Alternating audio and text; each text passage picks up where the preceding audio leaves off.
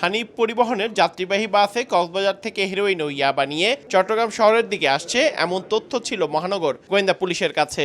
মঙ্গলবার মধ্যরাতে পটিয়া এলাকায় বাসটিকে দাঁড়ানোর সিগন্যাল দেয়া হয়। বাসটি না থেমে শহরের দিকে দ্রুতগতিতে পালানোর চেষ্টা করে।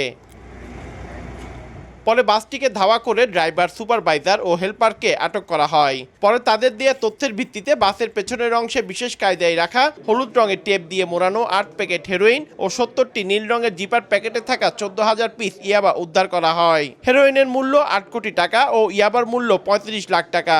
মঙ্গলবার দুপুরে সংবাদ সম্মেলনে এ তথ্য জানায় মহানগর গোয়েন্দা পুলিশ। আমরা প্রাথমিকভাবে যেটা জিজ্ঞাসাবাদ করেছি তাদেরকে, যে এটা কে দিল, কিভাবে আসলো, সেটা তারা এখনো আমাদের কাছে ওইভাবে কিছু বলে নাই। তবে আমরা চেষ্টা করছি তদন্ত করে এটার রুট কোথায় সেটা আমরা চেষ্টা করব, তাদেরকে আমরা রিমান্ডে আনবো। আটক ৩ আসামির বিরুদ্ধে মাদকদ্রব্য আইনে মামলা দিয়ে গ্রেফতার দেখানো হবে বলে জানায় পুলিশ। ৩ জন মাদক কারবারি। পার্থপ্রতিম বিশ্বাস, সময় সংবাদ, চট্টগ্রাম। শুরু করতে পারি ভাই? আচ্ছা।